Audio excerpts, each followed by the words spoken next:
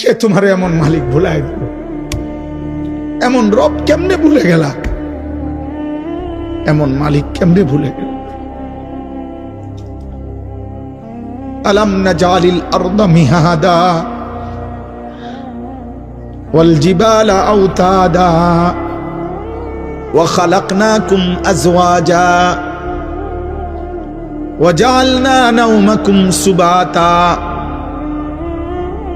ওয়া জাআলনাল লাইলা লিবাসা ওয়া জাআলনান নাহারা মাশা।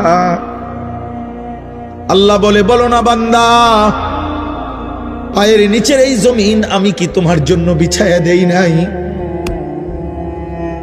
আমি কি পাহাড়গুলো তোমার জন্য পেরেগের মতো বসায়া দেই নাই?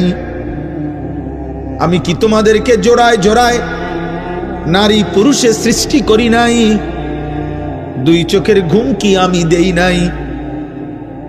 আলোকিত পৃথিবীটাকে অন্ধকারের কালো চাদর দিয়ে আমি কি রাত্রি বানিয়ে দেই নাই? আবার অন্ধকারের চাদর ভেদ করে একটি আলোকিত ভোর, একটি দিনের আলো আমি কি এনে দেই নাই? মাথার উপরে 7টা আসমান আমি আল্লাহ কি বানাই নাই? একটা সূর্য কি আমি উঠাই নাই? আসমান থেকে অঝোর ধারায় বৃষ্টি আমি আল্লাহ কি নামাই নাই? জমিন থেকে উৎপন্ন ফুল ফসল আমি কি তোমার জন্য বের করি নাই? এত কিছুর বিনিময়ে বান্দা আমি বুঝি একটা সেজদাও পাবো না? আজ ঘরে যাইও না আব্বা।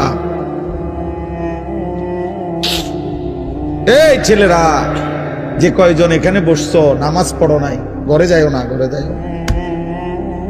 মসজিদে যাইও, মসজিদে মালিকের সেজদা দিয়ে যাইও। বেনামাজি যদি ঘুমায় যাইয়া ঘুম যদি আর না ভাঙ্গে,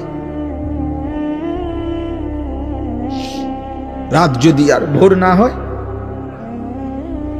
এই পৃথিবীর বাস্তবতা এটা। এজন্য আমি অনুরোধ করলাম। আল্লাহ বলেন, বান্দা সব তো আমার প্রশংসা করবা না কেন? রব্বিল আলামিন, আমি তো জগৎ সমূহের পালন কর্তা। আমি শুধু সৃষ্টিকর্তা না যে বানাইয়া ছেড়ে দিছি। কোম্পানি আর জানে না তার মাল কোথায় গেছে। দুনিয়ার কোম্পানি তো এমন হয় যে কোম্পানি বানাইয়া ছেড়ে দিছে, বাজারজাত করে দিছে প্রোডাক্ট করে, এখন আর কোম্পানি জানে না তার মাল কোথায়। রব বলেন, না, আমি এমন মালিক না, আমি রব, আমার বান্দা